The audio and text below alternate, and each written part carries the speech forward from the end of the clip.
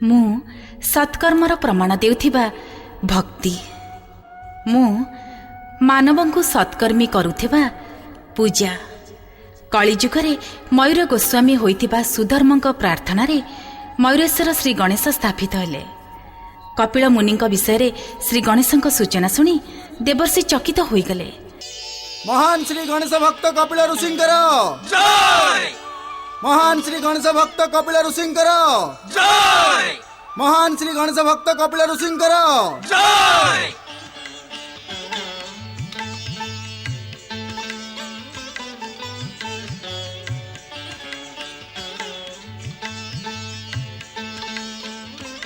ऋषिवर आपण को चरण पड़िबारु मो राजसभा पवित्र होईगला। एबे सिंहासन उपरे विराजमान होई मोर भविष्यत सुखप्रद करांतु।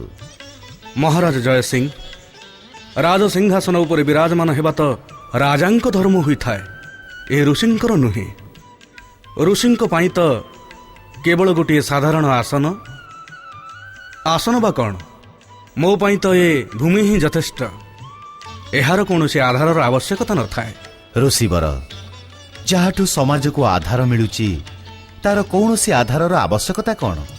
महारानी सुषमा और राजकुमारी नीलिमांकर जय। महारानी सुषमा और राजकुमारी नीलिमांकर जय। महारानी सुषमा आमे भाग्यशाली जे परम गणेश भक्त आउ चमत्कारी शक्ति रे संपन्न कपिल मुनि मोर निमंत्रण रक्षा करने को जाई आज मोर राजसभा को आसीचंती। आपण सत्य कहउछंती महाराज। जदि आपणक विशेष आज्ञा नथंता तेबे ऋषिवर मु जानिछि जे आपण आश्रम रु बाहर को जानतिनी आउ आपण को निज प्रशंसा आउ जय जयकार पसंद नुह। मो विषय रे सब किछि जानि थाइबी आपण मो पई ए राजकीय स्वागतर आयोजन काहेकि कले? काहेकि ना ए मुहूर्त रे आपण जने ऋषि हेबा संगे संगे अतिथि रूप रे आसीछंती। आउ अतिथि तो देवतांक भଳି आदरणीय, पूजनीय और स्वागत सम्मान अधिकारी हेथांती। तुम्हें धन्य देवी, तुमर ज्ञान प्रशंसा योग्य। आजिकाली आम समाज को तुम भली विदुषी नारींकर आवश्यकता अछि।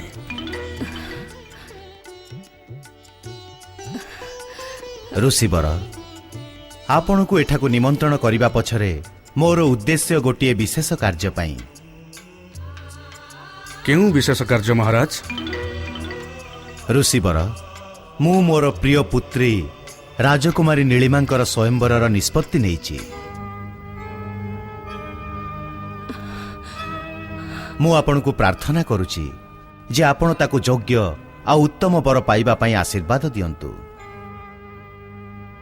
मंगल मूर्ति विघ्नहर्ता श्री गणेशंक पवित्र कृपारु आपणंक भविष्यत सुखमय और शांतिपूर्ण हेउ राजकुमारी नीलिमा। महाराज जय सिंह, आपण निजर समस्त कार्य सफल हुंतु। आपणंकर सब इच्छा पूर्ण हेउ, आपणंकर कल्याण हेउ। महान श्री गणेश भक्त कपिल ऋषिंकर जय। महान श्री गणेश भक्त कपिल ऋषिंकर जय। महान श्री गणेश भक्त कपिल ऋषिंकर जय। ओम गं गणपतये नमः। ओम गं गणपतये नमः। ओम गं गणपतये नमः। राजकुमारी, आपणकर तो वन मार्ग रे चलिबार टिके भी अभ्यास नहीं, आउ आपण रथ भी केते पछरे रखितेले। श्रीकला, तू कौन जानिनु? ऋषि आश्रम को रथ चढ़ी आसबार परंपरा नहीं। हेले ए परंपरार कारण कौन होई परे? कारण तो अछि। प्रथमतः ऋषि सम्मान और द्वितीय रथर शब्द ऋषि ध्यान रे बाधा घटी पारे। आपण धन्य राजकुमारी जे आपण परंपरा को एते सम्मान देउछंती। आपण तो ऋषि आश्रम 4 कोस पूर्वर रथ त्याग करदेले। आपण धन्य राजकुमारी। धन्य मु नुह, धन्य तो ऋषि आ से भक्त जे निजर पूरा जीवन भक्ति रे समर्पण करिछंती। ओम गं गणपतये नमः। ओम गं गणपतये नमः ओम गं गणपतये तमे माने एठी रुह। नमः ओम यथाज्ञा राजकुमारी। गणपतये नमः ओम गं गणपतये नमः ओम गं गणपतये नमः ओम गं गणपतये नमः ओम गं गणपतये नमः ओम गं गणपतये नमः ओम गं गणपतये नमः ओम गं गणपतये नमः ओम गं गणपतये नमः ओम गं गणपतये नमः ओम गं गणपतये नमः ओम गं गणपतये नमः ओम गं गणपतये नमः ओम गं गणपतये नमः ओम गं गणपतये नमः ओम गं गणपतये नमः। महाराज जयसिंह पुत्री राजकुमारी नीलिमा आपण एठी ऋषिवर मु आपणक पाखकु विनम्र प्रार्थना नहीं आसीछि। की प्रार्थना राजकुमारी? आपणक पिता महाराज जयसिंह भी आपणक संगरे आसिछंती ना आपण निज मातांग संगरे आसिछंती? ना ऋषिवर मो प्रार्थना रे मो माता पितांकर किछि भी संपर्क नाही। सेथिपई मो तांको न पचारि आसीछि। मोर विश्वास अछि जे आपण मोर प्रार्थना अवश्य स्वीकार करिवे। आपण निज माता पितांक बिना आज्ञा रे केउठिकी भी जिबा आसिबा करिबा अनुचित। आपणकर ए कार्य राज परंपरार अनुकूल नुहे राजकुमारी। मु जे उद्देश्य एठिकी आसीछि तापई माता पितांक आज्ञा प्राप्त करिबा कठिन थिला। जेबे आपण मोर प्रार्थना सुनिबे सबु कथा आपण बुझी पारिबे। किछि किछि कथा मु भी बुझी पारुछि राजकुमारी, किंतु आपणक आसिबारे मोर ध्यान और साधनार संकल्प खंडित होईछि। आपणको निज कथा कहिबा पई मोर संकल्प पूर्ण हेबा जाय अपेक्षा करिबाकू पड़िबो। जदि आपण निज माता पितांक आज्ञा नहीं आसी थांते तेबे आपणको ए कष्ट करिबाकू पड़ि नथंता। ओम गं गणपतये नमः ओम गं गणपतये नमः। राजकुमारी मते केमिति धर्म संकट रे पकई देले बुझी पारु नै जे महाराजन को कोन कहिबी। हेले ए कथा को तो लुचाई भी हेबो नाही। महाराजन को तो कहिबा को ही हबो। कंचुकी कंचुकी तमे कोठी? आज्ञा महाराणी। महाराज कहंती मु तांको एई मुहूर्त रे भेटिबा को चाहूची। महाराणीकर जय हेउ, महाराज आसुछंती।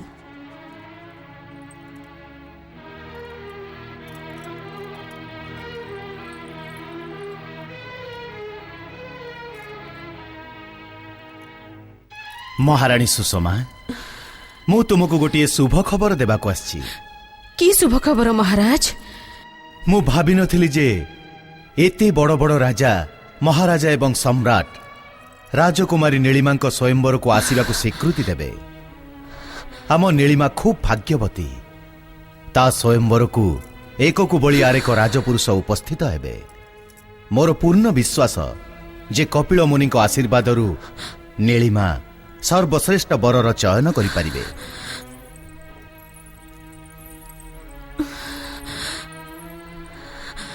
कथा कौन महाराणी? तुमे शुभ खबर रे प्रसन्न नुह? मो पई तो नीलिमार प्रसन्नता सब किछि महाराज, किंतु किंतु कौन महाराणी? तुमे निज कथा कुह। मु तुम व्यवहार रे चिंतित।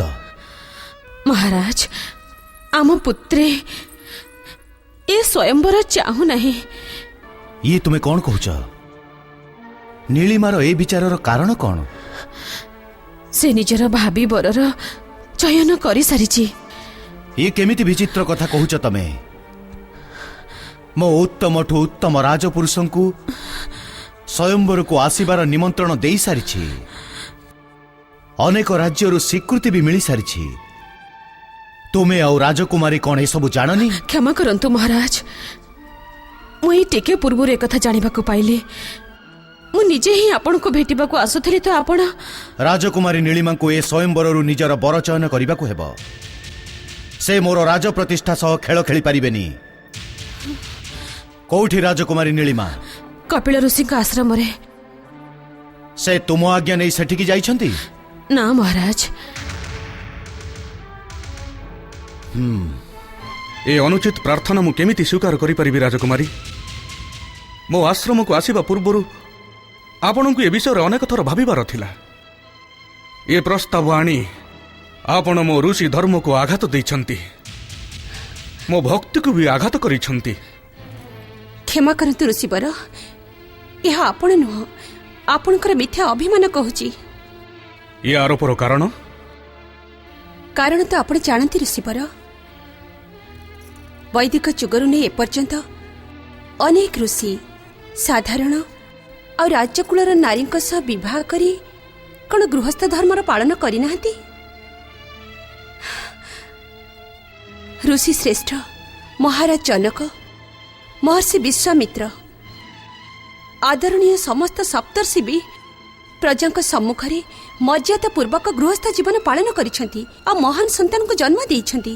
ଦେବୀ, ଯେଉଁ ବିତି ଯାଇଥିବା ଇତିହାସର ଉଲ୍ଲେଖ ଆପଣ କରୁଛନ୍ତି ତାହା ସତ୍ୟ, କିନ୍ତୁ ଏହା ଆବଶ୍ୟକୀୟ ନୁହଁ ଯେ ଯେଉଁ କାର୍ଯ୍ୟ ସେ ମହାନ ଋଷିଗଣ କରିଛନ୍ତି ସେ କାର୍ଯ୍ୟ ମୁଁ ବି କରିବି।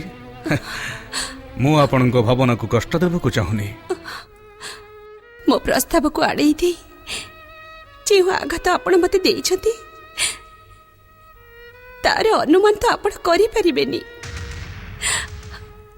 ଆପଣଙ୍କ ଯୋଗୁଁ ମୋର ପ୍ରେମରେ ଭରା ହୃଦୟ, ମୋର ଭାବନା ବେଦନାର ଜ୍ୱାଳାରେ ଭସ୍ମ ହେଇଯାଉଛି। ନିଜକୁ ସମ୍ଭାଳନ୍ତୁ ଦେବୀ।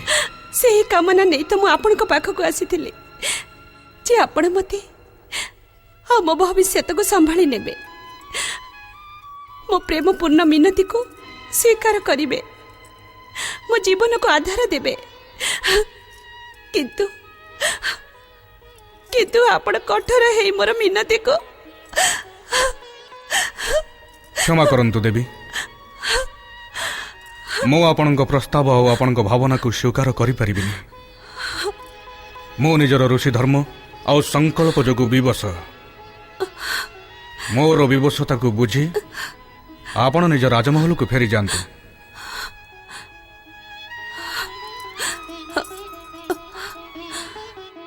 ମୁଁ ଭାବିନଥିଲି ସଂସାରର ସୁଖ ଶାନ୍ତିର ଉନ୍ନତି କରିବା ପାଇଁ ଯେଉଁ ବ୍ୟକ୍ତି ଋଷି ଧର୍ମ ବାଛିଛି ସେ ବ୍ୟକ୍ତି ଏତେ କଠୋର ଆଉ ନିର୍ମମ ହେଇପାରେ।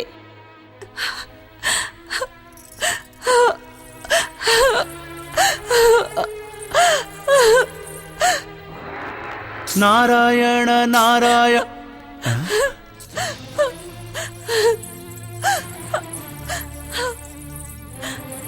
ଇଏ ତ କୌଣସି ଶ୍ରେଷ୍ଠ କୁଳର ସୁନ୍ଦର ରାଜକୁମାରଙ୍କ ଭଳି ଲାଗୁଛନ୍ତି, କିନ୍ତୁ ପରମ ଗଣେଶ ଭକ୍ତ କପିଳ ମୁନିଙ୍କ ଆଶ୍ରମରେ ଜଣେ ରାଜକୁମାରୀଙ୍କର ଭଲା କି କାମ? ନାରାୟଣ ନାରାୟଣ। ଶ୍ରୀ ଗଣେଶ ଧର୍ମ ସଙ୍କଟର ଯେଉଁ ସୂଚନା ଦେଇଥିଲେ ତାହା ଆରମ୍ଭ ହୋଇଯାଇନି ତ? ଓಂ ଗଣେଶାୟ ନମଃ। ନାରାୟଣ ନାରାୟଣ। ଦେବର୍ଷି ନାରଦ, ଆପଣ ବ୍ରହ୍ମଦେବଙ୍କ ମାନସ ପୁତ୍ର ଅନାୟାସରେ ଏଠିକି ଆସି ମୋ ଆଶ୍ରମକୁ ପବିତ୍ର କରିଦେଇଛନ୍ତି। ମୁଁ ତ ସ୍ୱପ୍ନରେ ବି ଚିନ୍ତା କରିପାରିନଥିଲି ଯେ ଆପଣଙ୍କ ଭଳି ମହାପୁରୁଷଙ୍କର ଆଉ ଭଗବାନ ନାରାୟଣଙ୍କ ଅବତାର ଦର୍ଶନ ମୁଁ ଏ ଜନ୍ମରେ କରିପାରିବି। ବଡ଼ ବଡ଼ ଋଷିମୁନି କଠୋର ତପସ୍ୟା ସତ୍ତ୍ୱେ ବି ଯେଉଁ ସୌଭାଗ୍ୟ ପ୍ରାପ୍ତ କରିନପାରନ୍ତି ତାହା ମୋତେ ଆପଣ ନିଜ ଇଚ୍ଛା ଅନୁସାରେ ପ୍ରଦାନ କରିଛନ୍ତି। ଧନ୍ୟ ହେଲି ମୁଁ, ଆଉ ଧନ୍ୟ ହେଲା ମୋର ଆଶ୍ରମ। ନାରାୟଣ ନାରାୟଣ। ଋଷିବର, ମୁଁ ବି ଆପଣଙ୍କ ଭଳି ଶ୍ରୀ ଗଣେଶ ଭକ୍ତ, କିନ୍ତୁ ଗୌରୀପୁତ୍ର ଶ୍ରୀ ଗଣେଶ ଯେବେ ମୋତେ ଏ କଥାର ସଂକେତ ଦେଲେ ଯେ ଆପଣ କୌଣସି ଧର୍ମ ସଙ୍କଟରେ ପଡ଼ିବାକୁ ଯାଉଛନ୍ତି, ମୁଁ ଆପଣଙ୍କୁ ସାବଧାନ କରିବାରୁ ନିଜକୁ ବିରତ କରିପାରିଲିନି। ଆପଣ ମଙ୍ଗଳମୂର୍ତ୍ତି ଶ୍ରୀ ଗଣେଶଙ୍କର ସାକ୍ଷାତ ଦର୍ଶନ କରିଛନ୍ତି ଦେବର୍ଷି। ଧନ୍ୟ ଆପଣ। ମୁଁ ତାଙ୍କ ଦର୍ଶନ ପାଇବା ପାଇଁ ଆପଣଙ୍କ ଭକ୍ତିରେ ଅମୋଘ ଶକ୍ତି ଅଛି ଋଷିବର। ମୁଁ ବିଶ୍ୱାସର ସହିତ କହିପାରିବି ଯେ ବିଘ୍ନହର୍ତ୍ତା ଶ୍ରୀ ଗଣେଶ ଆପଣଙ୍କୁ ଦର୍ଶନ ଅବଶ୍ୟ ଦେବେ।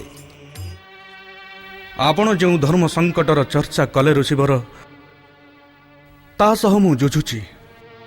କେଜାଣି ଏ ସଂକଟର କ'ଣ ପରିଣାମ ହେଇପାରେ। ନାରାୟଣ ନାରାୟଣ ଋଷିବର, ମୁଁ ଆପଣଙ୍କୁ ଧର୍ମ ସଙ୍କଟ ବିଷୟରେ କିଛି ବି ପଚାରିବିନି। କେବଳ ଏତିକି କହିବି ଯେ ଆପଣ ଶ୍ରୀ ଗଣେଶଙ୍କ ଉପରେ ବିଶ୍ୱାସ ରଖନ୍ତୁ, ତାଙ୍କ କୃପା ଉପରେ ଭରସା ରଖନ୍ତୁ। ଏ ଧର୍ମ ସଙ୍କଟ ଆପଣଙ୍କର କିଛି ବି କରିପାରିବନି। ଦେବର୍ଷି, ମୋର ନିଜଠୁ ଅଧିକ ଚିନ୍ତା ମହାରାଜ ଜୟସିଂଙ୍କର। ଆପଣଙ୍କ ଭକ୍ତି ଯୋଗୁଁ ମହାରାଜ ଜୟ ସିଂ ଏ ଧର୍ମ ସଙ୍କଟର ସମ୍ମୁଖୀନ ହେବାକୁ ସକ୍ଷମ ହେବେ। ଆପଣଙ୍କର ମଙ୍ଗଳ ହେଉ। ଓಂ ଗଣେଶାୟ ନମଃ। ନାରାୟଣ ନାରାୟଣ। ନା ମହାରାଣୀ ନା, ମୋ ରାଜକୁମାରୀଙ୍କର ଏ ଅନୁଚିତ ପ୍ରସ୍ତାବକୁ କେବେ ବି ସ୍ୱୀକାର କରିପାରିବିନି। ମୋ ରାଜକୁମାରୀଙ୍କୁ ଏ ଖବର ପଠାଇ ଦେଇଛି ଯେ ସେ କପିଳ ମୁନିଙ୍କ ସହ ବିବାହ କଥା କହି ତାଙ୍କୁ ଧର୍ମ ସଙ୍କଟରେ ନ ପକାନ୍ତୁ। ମୁଁ ଭଲ ଭାବେ ଜାଣିଛି ଯେ କପିଳ ଋଷି ଏ ପ୍ରସ୍ତାବକୁ କୌଣସି ମୂଲ୍ୟରେ ସ୍ୱୀକାର କରିବେନି। କିନ୍ତୁ ମହାରାଜ। ନା ମହାରାଣୀ, କୌଣସି କିନ୍ତୁ ଫିନ୍ତୁର ଆବଶ୍ୟକତା ନାହିଁ। କପିଳ ମୁନିଙ୍କ ଜୀବନର ଏକମାତ୍ର ଉଦ୍ଦେଶ୍ୟ ହେଲା ଶ୍ରୀ ଗଣେଶଙ୍କ ଭକ୍ତି ଆଉ ଜନକଲ୍ୟାଣ। ରାଜକୁମାରୀଙ୍କର ଏ ଧୃଷ୍ଟତା ପାଇଁ ମୁଁ ଋଷିବରଙ୍କଠୁ କ୍ଷମା ପ୍ରାର୍ଥନା କରିବାକୁ ଯିବି। ଆପଣଙ୍କର ଏ ନିଷ୍ପତ୍ତି ଉଚିତ ମହାରାଜ। ପିଲାମାନଙ୍କ ଭୁଲ ସୁଧାରିବା ବଡ଼ମାନଙ୍କୁ ହିଁ କରିବାକୁ ପଡ଼ିଥାଏ। କିନ୍ତୁ ଋଷିଙ୍କ ଆଶ୍ରମ ଯିବା ପୂର୍ବରୁ ଥରଟିଏ ଆମେ ନୀଳିମାଙ୍କୁ ଭେଟିବା। ହଁ ମହାରାଣୀ, ମୋ ରାଜକୁମାରୀଙ୍କୁ ଏହା ଅବଶ୍ୟ ପଚାରିବି ଯେ ସେ କପିଳ ମୁନିଙ୍କ ସହିତ କୌଣସି ଅନୁଚିତ ବ୍ୟବହାର କରିନାହାନ୍ତି ତ। କ୍ଷମା କରନ୍ତୁ ଦେବୀ, ମୁଁ ଆପଣଙ୍କ ପ୍ରସ୍ତାବ ଆଉ ଆପଣଙ୍କ ଭାବନାକୁ ସ୍ୱୀକାର କରିପାରିବିନି। ମୁଁ ନିଜର ଋଷି ଧର୍ମ ଆଉ ସଂକଳ୍ପ ଯୋଗୁଁ ବିବଶ। ମୋର ବିବଶତାକୁ ବୁଝି ଆପଣ ନିଜ ରାଜମହଲକୁ ଫେରି ଯାଆନ୍ତୁ।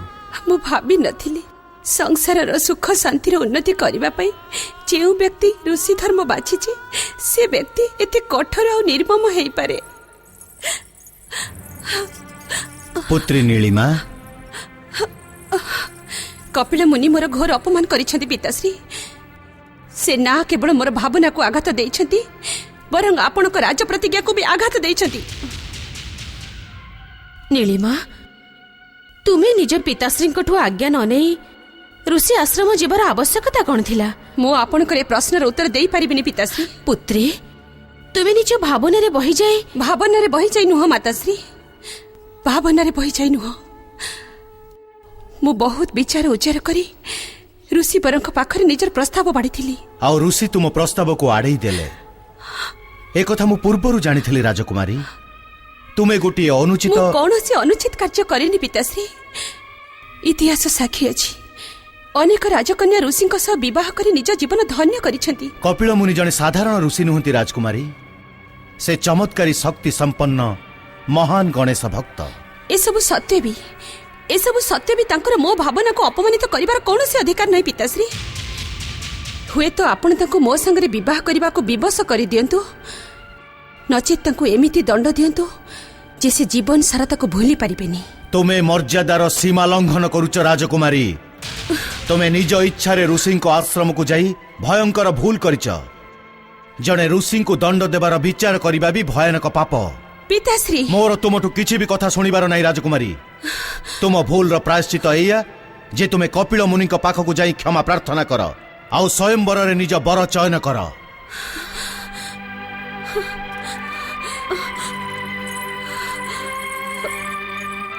ମୁଁ ସତ୍କର୍ମର ପ୍ରମାଣ ଦେଉଥିବା ଭକ୍ତି, ମୁଁ ମାନବଙ୍କୁ ସତ୍କର୍ମୀ କରୁଥିବା ପୂଜା। ନୀଳିମାଙ୍କର କପିଳାଶ୍ରମ ଯିବା କଥା ଶୁଣି ମହାରାଜା ଉତ୍ତେଜିତ ହୋଇଯାନ୍ତି। କପିଳ ଋଷିଙ୍କର କଠୋରତା ଦେଖି ନୀଳିମା ବି ବିରୋଧ କରେ। ନାରଦ କପିଳ ମୁନିଙ୍କ ମାର୍ଗଦର୍ଶନ କରନ୍ତି। ନୀଳିମାଙ୍କୁ ବୁଝାଇବାକୁ ଯାଇ ମହାରାଜ ଜୟସିଂ ଉତ୍ତେଜିତ ହୋଇଯାନ୍ତି।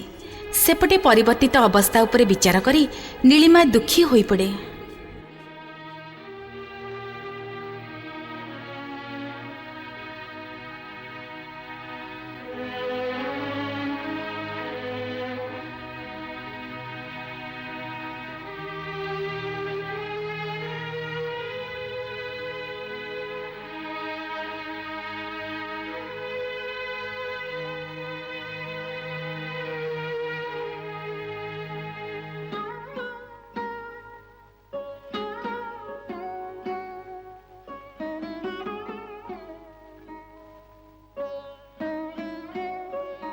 ରାଜକୁମାରୀ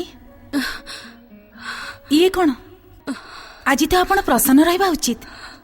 କାଲି ଆପଣଙ୍କର ସ୍ୱୟଂବର ଆଉ ଆପଣ କାନ୍ଦୁଛନ୍ତି। ଏହା ଅଶୁଭ ଏବଂ ଅନୁଚିତ ରାଜକୁମାରୀ। ରାଜକୁମାରୀ କାଲିର ଦିନଟି ଆପଣଙ୍କ ଜୀବନର ସବୁଠୁ ଗୁରୁତ୍ୱପୂର୍ଣ୍ଣ ଦିନ। ଏବେ ଲୁହ ଝରାଇବା ବନ୍ଦ କରନ୍ତୁ ଆଉ ଶୋଇଯାଆନ୍ତୁ। ନା ଶ୍ରୀକଳା ନା, ତୁ ମୋର ସବୁଠୁ ପ୍ରିୟ ସଖୀ ହେଇ ମୋ ମନର ଭାବନାକୁ ଜାଣିପାରୁନୁ। କେଜାଣି ଜୀବନର କେଉଁ ଚକ୍ର ବିହରେ ମୋର ସୁଖ ଶାନ୍ତି ସବୁ ବନ୍ଧା ପଡ଼ିଯାଇଛି। ରାଜକୁମାରୀ ତୁ ଜାଣିନୁ ଶ୍ରୀକଳା, ମୋ ମନ ମତେ ଧିକ୍କାର କରୁଛି, ମୋ ସ୍ୱାଭିମାନ ମତେ ବାଧା ଦେଉଛି। ଯେବେଠୁ ମୁଁ ମହାନ ଗଣେଶ ଭକ୍ତ କପିଳ ଋଷିଙ୍କୁ ଅପମାନିତ କରିଛି, ସେବେଠୁ ଶ୍ରୀକଳା ପଶ୍ଚାତାପରେ ମୋ ହୃଦୟ ବିଦୀର୍ଣ୍ଣ ହେଉଛି। ରାଜକୁମାରୀ ଯାହା ହେବାର ଥିଲା ହୋଇସାରିଛି। ଏବେ ଅତୀତ ଘଟଣା ପାଇଁ ଆପଣ ଭବିଷ୍ୟତକୁ କାହିଁକି ନଷ୍ଟ କରୁଛନ୍ତି? ଭୁଲି ଯାଆନ୍ତୁ ସେ ଘଟଣାକୁ।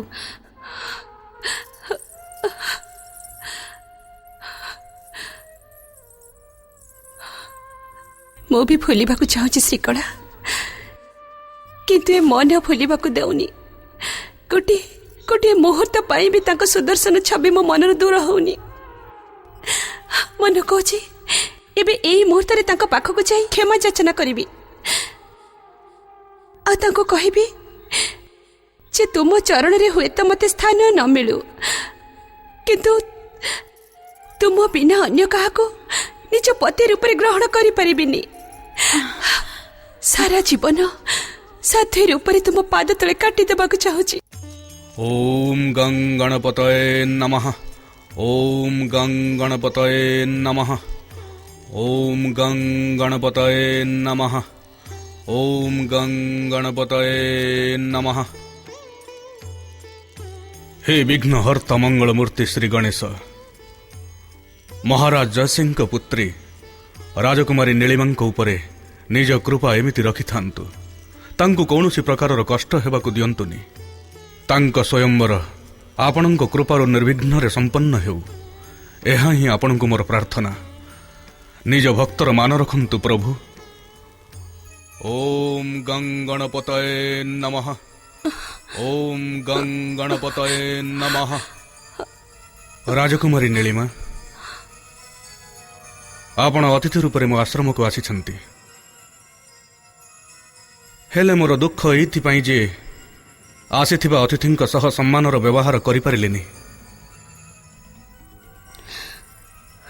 ନାଇଁ ରାଜକୁମାରୀ, ନାଇଁ, ମୁଁ ଆପଣଙ୍କ ସ୍ପର୍ଶର ଅଧିକାରୀ ନୁହେଁ।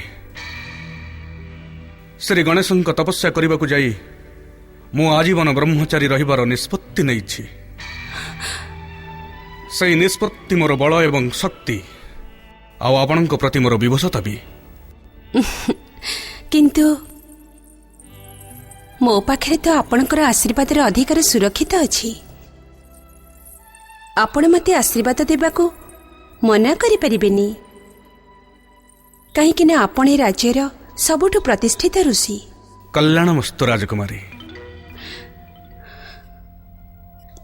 ମୁଁ ନିଜର ସମସ୍ତ ଆରାଧନା ଆଉ ତପସ୍ୟାର ମୂଲ୍ୟରେ ମୋର ଆରାଧ୍ୟ ଶ୍ରୀ ଗଣେଶଙ୍କୁ ଆପଣଙ୍କ ପ୍ରସନ୍ନତାର ପ୍ରାର୍ଥନା କରିବି।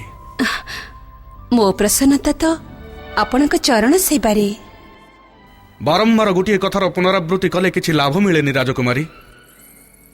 ମୋ ସଂକଳ୍ପ ଋଷିବର, ଯେଉଁଦିନ ମୁଁ ପ୍ରଥମ ଥର ମୋ ମାତା ପିତାଙ୍କୁ ନ ଜଣେଇ ଆପଣଙ୍କ ଆଶ୍ରମକୁ ଯାଇଥିଲି, ସେଦିନ ମୁଁ ମନେ ମନେ ଆପଣଙ୍କୁ ନିଜ ପତି ରୂପରେ ସ୍ୱୀକାର କରିଥିଲି। ମୁଁ ନିଜ ସଂକଳ୍ପ କାରଣରୁ ବିବଶ ମୁଁ ନିଜ ସଂକଳ୍ପକୁ ହଟ ରୂପ ଦେଇ ଆପଣଙ୍କ ସହ ଅନୁଚିତ ବ୍ୟବହାର କଲି। ମୁଁ ସେଥିପାଇଁ ଦୁଃଖିତ, କିନ୍ତୁ ମୁଁ ଏବେ କ'ଣ କରିବି ମୁଁ କିଛି ବୁଝିପାରୁନି। ତେବେ ଯଦି ସବୁକିଛି ହଜିଯାଏ, ତେବେ ଅବଶିଷ୍ଟକୁ ଶ୍ରୀ ଗଣେଶଙ୍କ ଚରଣରେ ସମର୍ପି ଦେବା ଉଚିତ। ସେ ଦୁଃଖହର୍ତ୍ତା ବି ଆଉ ସୁଖକର୍ତ୍ତା ବି। ଯଦି ଆପଣ ସତ୍ ହୃଦୟରେ ତାଙ୍କୁ ସ୍ମରଣ କରନ୍ତି ତେବେ ଆପଣଙ୍କର ସମସ୍ତ ଦ୍ୱନ୍ଦ୍ୱର ଅନ୍ତ ହୋଇଯିବ। ଆପଣ କ'ଣ ମତେ ଏତିକି କହିବାକୁ ଆସିଥିଲେ? ହଁ ରାଜକୁମାରୀ, ଶ୍ରୀ ଗଣେଶଙ୍କ କୃପାରୁ ଆପଣଙ୍କ ଜୀବନ ଏବଂ ଭବିଷ୍ୟତ ଉଜ୍ଜଳ। ଆପଣ ନିଜ ପିତାଶ୍ରୀଙ୍କ ଆଜ୍ଞା ପାଳନ କରନ୍ତୁ ଆଉ ସ୍ୱୟଂବରରେ ଉତ୍ସାହର ସହିତ ଭାଗ ନିଅନ୍ତୁ ଆଉ ନିଜ ଯୋଗ୍ୟ ଉଚିତ ବରର ଚୟନ କରନ୍ତୁ। ଏଥିରେ ଆପଣଙ୍କର ଆଉ ଏ ରାଜ୍ୟର ମଙ୍ଗଳ।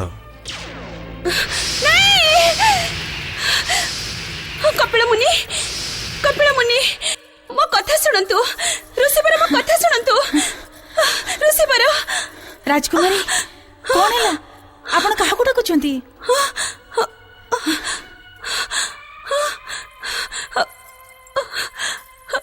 ଶୋଇବାକୁ ଯେତେ ଚେଷ୍ଟା କଲେ ବି ମତେ ନିଦ ଲାଗୁନି। ଇଆଡୁ ସିଆଡୁ ବିଚାର ମୋ ମନକୁ ଭ୍ରମିତ କରୁଛି। ମୁଁ କଣ କରିବି? ମୁଁ କିଛି ବୁଝିପାରୁନି କଣ କରିବି।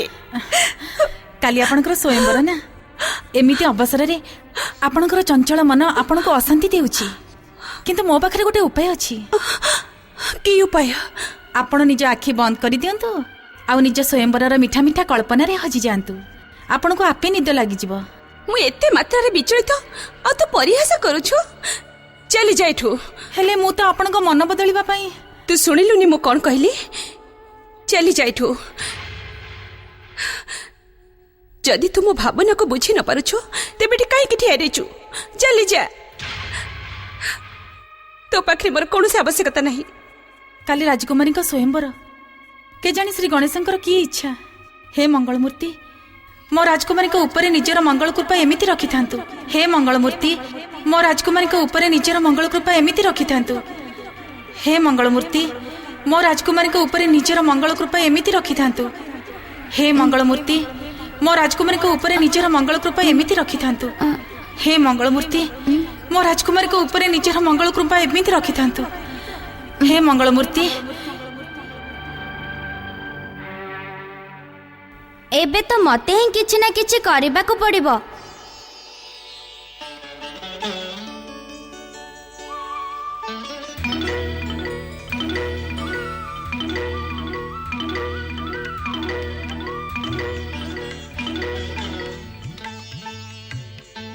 ଯିଏ ଯାହା ବି କରୁ, ଯଦି ରାଜକୁମାରୀ ନୀଳିମା ମୋ ଗଳାରେ ବରଣମାଳା ନ ପିନ୍ଧାନ୍ତି ତେବେ ମୁଁ ରାଜକୁମାରୀ ନୀଳିମାଙ୍କୁ ହରଣ କରିବି। ହେଲେ ଆପଣଙ୍କର ଏ କାର୍ଯ୍ୟ ଅନୁଚିତ ହେବ ବିଦର୍ଭ ରାଜକୁମାର। ମୁଁ ଉଚିତ ଆଉ ଅନୁଚିତର ସମସ୍ତ ପରିଭାଷାଠୁ ଉର୍ଦ୍ଧ୍ୱରେ।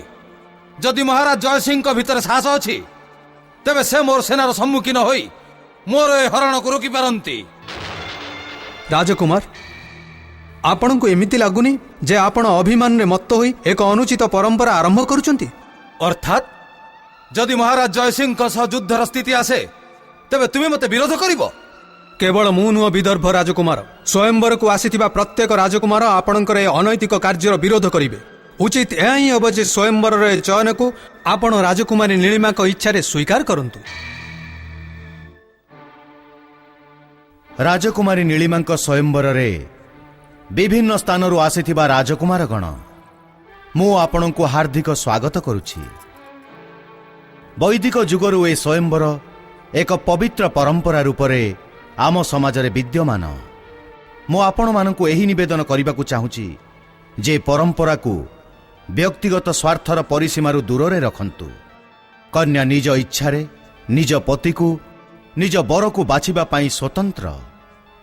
ଏ ସ୍ୱତନ୍ତ୍ରତା ଉପରେ ଶକ୍ତିର ପ୍ରଭାବ ପ୍ରଦର୍ଶନ ପରମ୍ପରାର ଅପମାନ ହେବ, ଆଉ ପରମ୍ପରାର ଅପମାନ ଭଗବାନ ବି ସ୍ୱୀକାର କରନ୍ତିନି।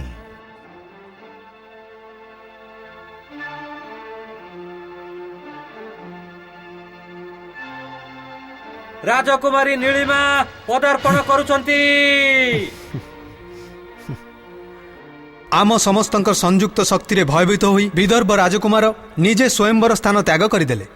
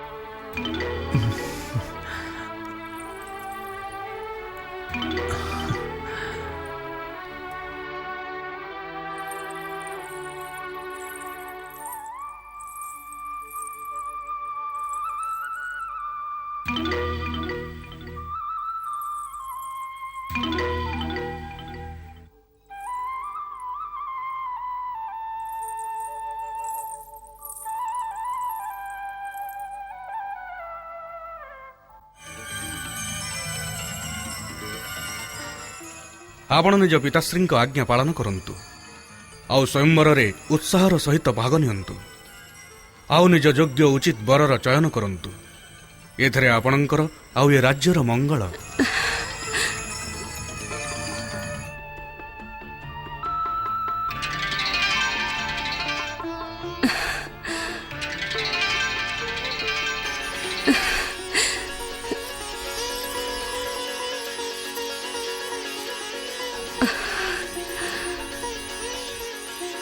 କର୍ଣ୍ଣାଟ ରାଜକୁମାର ଅଶ୍ୱଘୋଷଙ୍କର, ରାଜକୁମାରୀ ନୀଳିମାଙ୍କର, ମହାରାଜ ଜୟ ସିଂ ଆଉ ମହାରାଣୀ ସୁଷମାଙ୍କର, ରାଜକୁମାରୀ ନୀଳିମାଙ୍କର,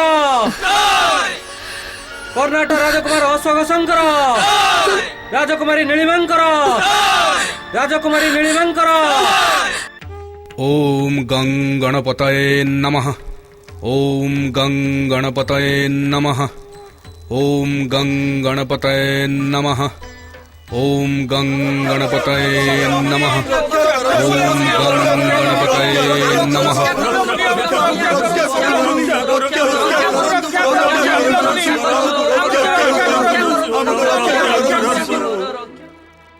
ଆମ ଉପରେ ଦୟା କରନ୍ତୁ ଋଷିବର।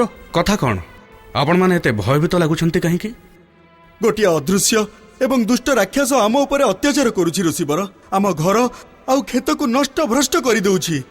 ସେ କିଏ ଆଉ କ'ଣ ଚାହୁଁଛି? ସେ କଥା ତ ଆମେ ଜାଣିନୁ ଋଷିବର। ସେ ଅଦୃଶ୍ୟ ଦୁଷ୍ଟ ରାକ୍ଷସ ଆମକୁ କେଉଁଠି ବି ଦୃଶ୍ୟ ହେଉନାହିଁ। ଆମକୁ କେବଳ ତାର ଅଟ୍ଟହାସ୍ୟର ସ୍ୱର ଶୁଣାଯାଉଛି। ଆପଣମାନେ କ'ଣ ତାର ପରିଚୟ ଜାଣିବାର ପ୍ରୟାସ କରିନାହାନ୍ତି? କରିଥିଲୁ ଋଷିବର, କରିଥିଲୁ, ହେଲେ ସେ କିଛି ବି କହୁନାହିଁ। ଯେତେବେଳେ ପଚାରିଲେ କହୁଛି ସେ ଆରାଧନା ପୂଜା ତପସ୍ୟାକୁ ପୋଛିଦେବ ଆଉ ରାକ୍ଷସ ଜାତିର ଉତ୍ଥାନ କରିବ। ଆଉ ସେ ଏକଥା ବି କହୁଛି ଋଷିବର ଯେ ଭକ୍ତି ପୂଜା ତ୍ୟାଗ କରି ରାକ୍ଷସ ଜାତିର ଜୟ ଜୟକାର କର।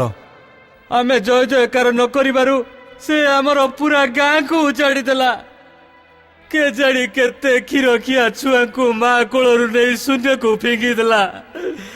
ଆପଣ ତ ଚମତ୍କାରୀ ଶ୍ରୀଗଣେଶ ଭକ୍ତ ଋଷିବର, ଆମକୁ ରକ୍ଷା କରନ୍ତୁ ଋଷିବର, ଆମକୁ ରକ୍ଷା କରନ୍ତୁ।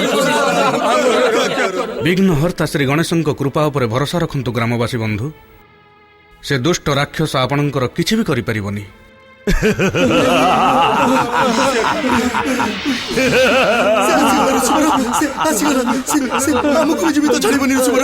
ଠିକ କହିଲ ତମେ। ମୁଁ ତମକୁ କ'ଣ ପୂଜା ଆରାଧନା ଭକ୍ତି ଏବଂ ତପସ୍ୟା କରୁଥିବା କୌଣସି ବ୍ୟକ୍ତିକୁ ଜୀବିତ ଛାଡ଼ିବିନି। ଯଦି ଜୀବିତ ରହିବାକୁ ଚାହୁଁଥାଅ ତେବେ ରାକ୍ଷସ ଜାତିର ଜୟ ଜୟକାର କର, ନଚେତ୍ କେହି ଜୀବିତ ରହିବନି। ଏ ଦୁଷ୍ଟଠୁ ନିଜର ରକ୍ଷା ପାଇଁ ଆପଣମାନେ ମୋ ସହ ଶ୍ରୀ ଗଣେଶଙ୍କ ସିଦ୍ଧ ମନ୍ତ୍ର ଜପ କରନ୍ତୁ।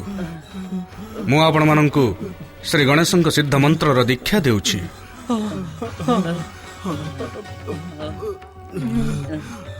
ଓಂ ଗଂ ଗଣପତୟେ ନମଃ। ଓಂ ଗଂ ଗଣପତୟେ ନମଃ।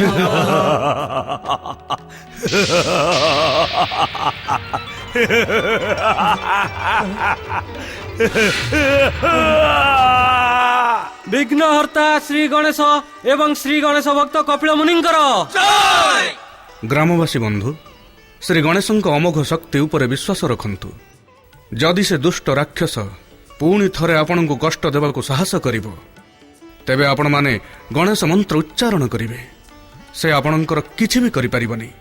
ଆପଣ ଧନ୍ୟ ଋଷିବର, ଆଉ ଧନ୍ୟ ଆପଣଙ୍କର ଭକ୍ତି। ଏ ଆମର ସୌଭାଗ୍ୟ ଯେ ଆପଣଙ୍କ ଭଳି ଯୋଗ୍ୟ ପୁରୁଷଙ୍କ ଦର୍ଶନ ସହଜରେ ମିଳିଗଲା। ଆପଣଙ୍କର ଜୟ ହଉ ଋଷିବର। ମୁଁ ପୂର୍ବରୁ ଅନେକ ଥର କହିସାରିଛି, ଯଦି ଆପଣଙ୍କର ଜୟ ଜୟକାର କରିବାର ଅଛି ତେବେ ମୋର ଆରାଧ୍ୟ ଶ୍ରୀ ଗଣେଶଙ୍କର କରନ୍ତୁ। ମୁଁ ତ ଆପଣମାନଙ୍କ ଭଳି ତାଙ୍କର ଜଣେ ସାମାନ୍ୟ ଭକ୍ତ। ଜୟ ଶ୍ରୀ ଗଣେଶ। ସ୍ୱାମୀ, ଆମ କର୍ଣ୍ଣାଟ ରାଜ୍ୟ ଆଉ କେତେ ଦୂର? ମୁଁ ଜାଣିଛି ରାଜକୁମାରୀ, ତୁମେ ନିଜ ନୂଆ ରାଜ୍ୟ ଦେଖିବା ପାଇଁ ବହୁତ ଆଗ୍ରହୀ। ବାସ୍ ଆମେ ଯାତ୍ରାର ଶେଷ ଭାଗରେ ଅଛୁ।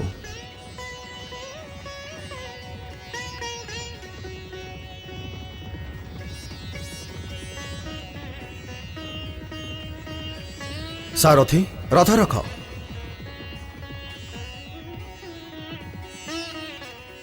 ସ୍ୱାମୀ, ଆପଣ ରଥ କାହିଁକି ରୋକିଲେ? ଦେବୀ ନୀଳିମା, जदि मु ए मुहूर्त एकाकी थांती तेबे रथ राजधानी रे जाई रहिथांता किंतु ए मुहूर्त तो तुमे मो सांगरे अछ आ तुमे मो राज्य को प्रथम थर प्रवेश करुछ सेथिपाई कर्णाटक देशर राजबधू होइतिबा हेतु तुमर उपयुक्त स्वागत हेबा उचित ठीक ना सुरक्षा नायक आज्ञा छामु तुमे आगो को जाई मो पिता महाराज श्री विश्वघोष को सूचना दियो जे मो आसिलिनी यथा आज्ञा।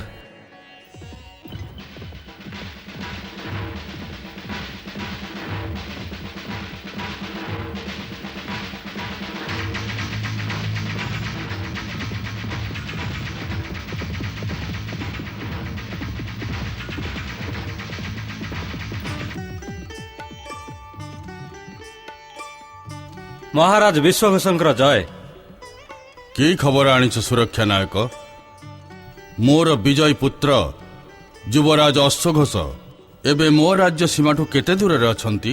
महाराज विजयी युवराज अश्वघोष किछि समय मध्यरे पहुंचिबे मु तांकरी खबर नै आसिछि। ठीक अछि सुरक्षा नायक मु एइठी थाई तांको प्रतीक्षा करूछि।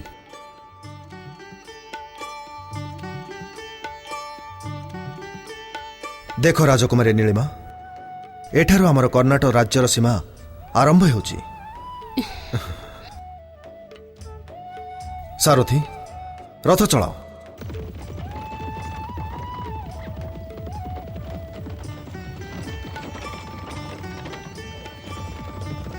रथ रख सारथी।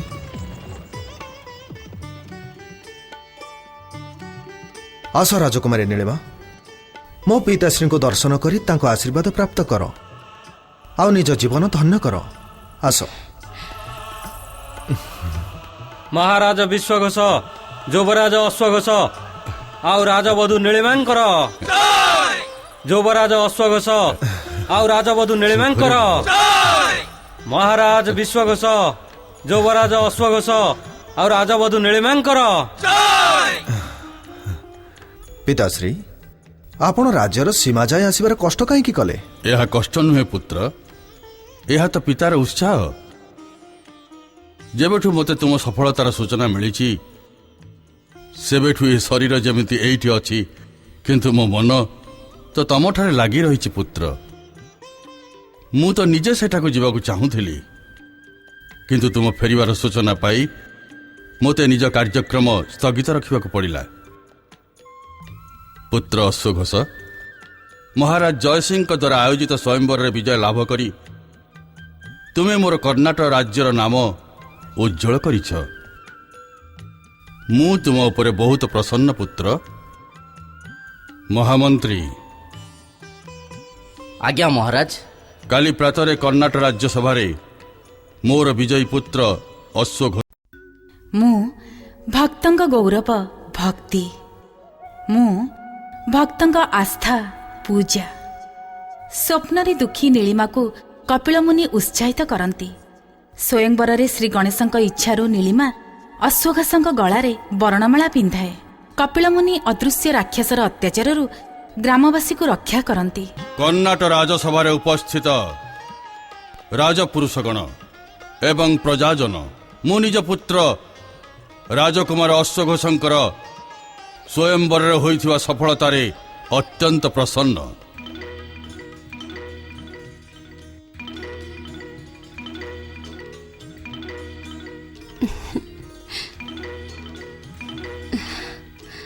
राजकुमार अश्वघोषंकर जश और पराक्रम विचारर कौनसी भी संभावना ठू ऊर्ध्व को जाई सारी।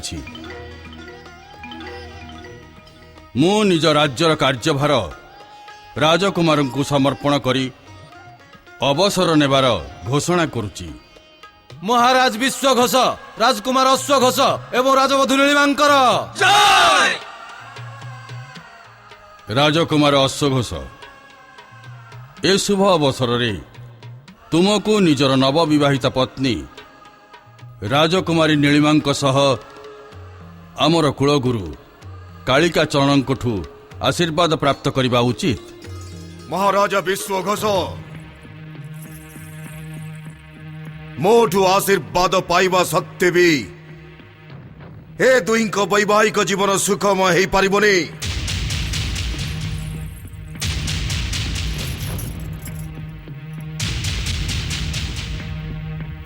प्रणाम गुरुदेव। आयुष्मान भव। राजकुमार अश्व घोष स्वयंवर को जीवा पूर्व जितेबाला तुम्हें मोर आशीर्वाद प्राप्त करने आसीथिल मुझे तुमको स्वयंवर को न जावाई सावधान करी किंतु तमें मो आज्ञार उल्लंघन करी गोटाए एमिति राजवधू को बरण कर आनीच जहाँ मन में तम प्रति टिके भी हेले प्रेम नाई। ना ना ये सब मिछ मो चरित्र ऊपर मिथ्या आरोप। जय महाकाली। सत कथा मते तमठू अधिक जना राजवधू नीलिमा माता महाकाली इष्ट सिद्धि मते प्राप्त। महाकाली कृपारू संसार में एमती कौन सी घटना नहीं जहाँ मते अछपा अच्छी।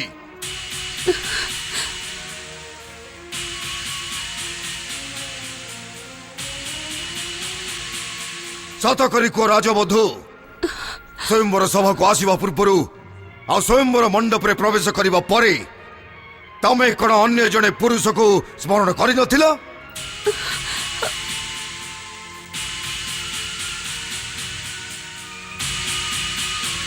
तमु कण स्वयंवर रे बरर चयन पाई विवश कर जाई नथिला। तमें कण निज मन रे अन्य कौन पुरुष को। स्वामी यह मोर घोर अपमान यांको कहंतु मो ऊपर मिथ्या दोषारोप न करंतु। राजवधू नीलिमा। गुरुदेव ए अज्ञान अपराध क्षमा करंतु आउ निजर क्रोध शांत करंतु। महाराजा विश्व घोष आज जाए मु कहिथिबा कोनोसी भी कथा असत्य सिद्ध होईची।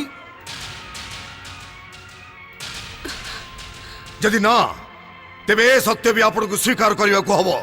बस मुति कहबा पे एठिका आसीतिली आउ मु एठको निज इच्छा रे नुहे बरं माता महाकाली को आज्ञा रे आसीतिली। मु एबे जाउची। जय महाकाली। गुरुदेव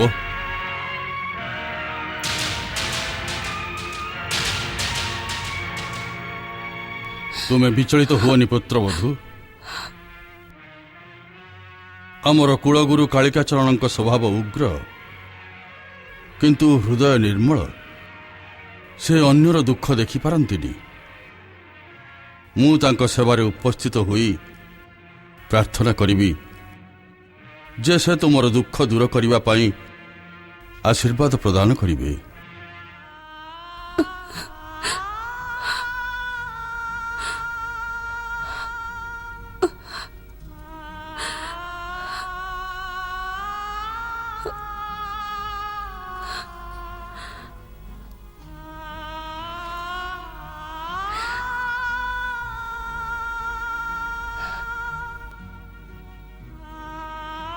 सावधान कर्णाटक देशर युवराज अश्व घोष पदार्पण करुछंती।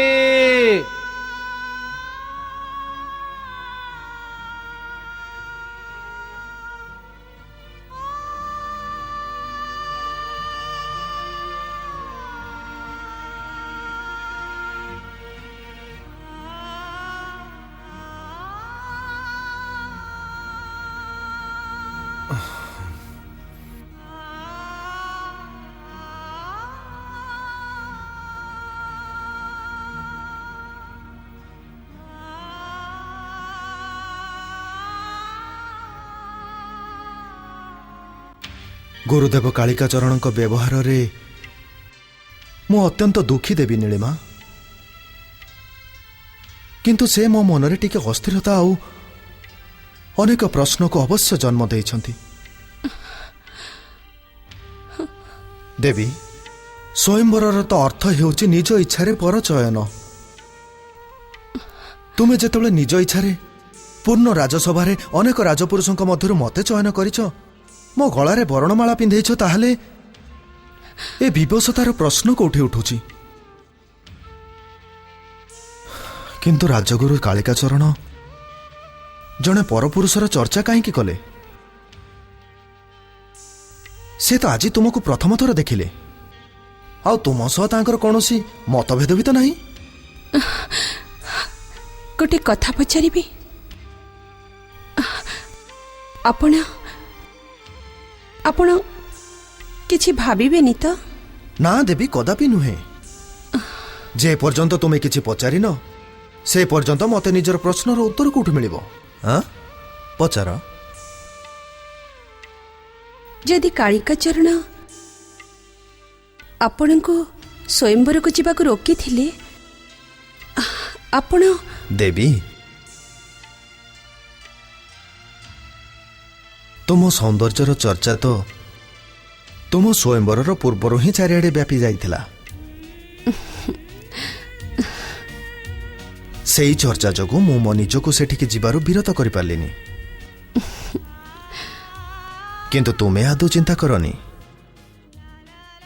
मु काली प्रातरे पिताश्री सांगरे गुरुदेव पाखक जीवी मु भी आपण संगे जीवी आ राजगुरु को निवेदन करी जे जदि से निज निष्पत्ति रे अटल तेबे तांको ता सिद्ध करने को हबो। एबे मु कर्नाटक राज्यर राजवधू मो चरित्र सबु आशंका और संदेह ऊर्ध्व रहिबा उचित। देवी तुमे राजगुरु कालिका चरणकर चमत्कारी और सिद्ध शक्ति को आह्वान करिबार भूल आदौ करनी। मु कहा को कौन से आह्वान करूनी राजकुमार, किंतु कर्नाटक राज्यर प्रतिष्ठा आउ आपण को सम्मान रक्षा करिबा पई मु बड़ बड़ परीक्षा देबा पई प्रस्तुत। ओम ऐं ह्लीं क्लीं चामुंडाय विच्चे। ओम ऐं ह्लीं क्लीं चामुंडाय विच्चे। ओम ऐं ह्लीं क्लीं चामुंडाय विच्चे। या देवी सर्वभूतेषु चंडी रूपेण संस्थिता नमस्तस्यै नमस्तस्यै नमस्तस्यै नमो नमः।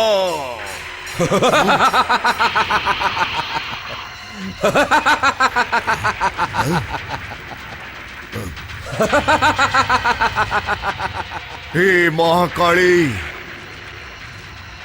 आज मोर भक्ति आउ तोर शक्तिर परीक्षा ये पाताळरो प्रकट अदृश्य राक्षस प्रत्येक लोक अहित चाहूँ से मु या निज मंत्र शक्ति रे गिलित करी निज चरणर दास करने को पण करी। मते शक्ति दे मां, मोर सहायता कर मां, मोर सहायता कर मां। हे पातालवासी दुष्ट राक्षस, तू ए कालिका आश्रम बाहर को जाई पारिब रे। माता काली महाशक्ति तते टाणी नहीं बांधी दब। तू मो इच्छा रे बंदी है मो आदेश पालन करने विवश हो। आ दुष्ट मु तते एबे किलित करुची। आ जय माता काली।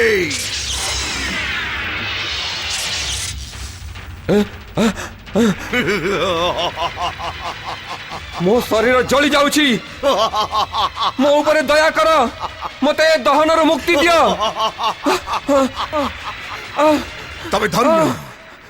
तमे धन्य माता काली। तुमर आवाहन मात्र के दुष्ट पातालवासी राक्षस कीड़ित पराजित ही सबुदिन पाई तुमर दास हो गला। तुम्हें धन्य माते, तुम्हें धन्य। मते मुक्ति दियो।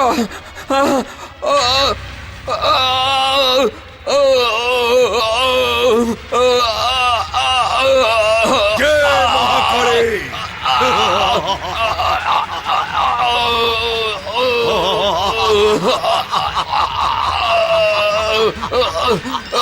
जय महाकाली।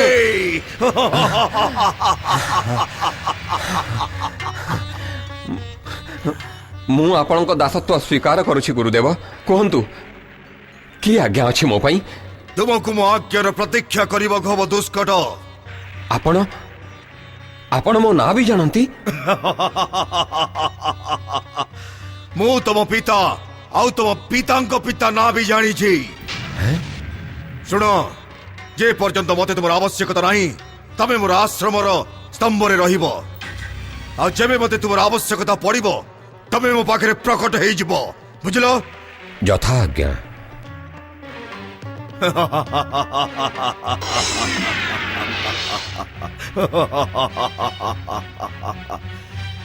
जय जय माता काली, तुम्हारा जय हो।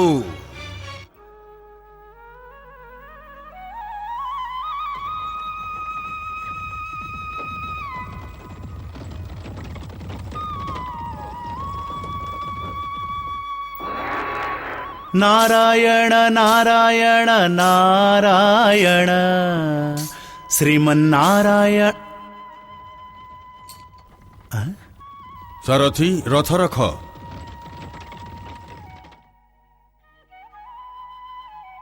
गुरुदेव आश्रम को जीवार मर्यादा पालन करने को जाई आमे एठारू गुरुदेव कालिका चरण आश्रम को चली चली जीवा पुत्र। आज्ञा पिताश्री, यह ही उचित हेब। आस पुत्र।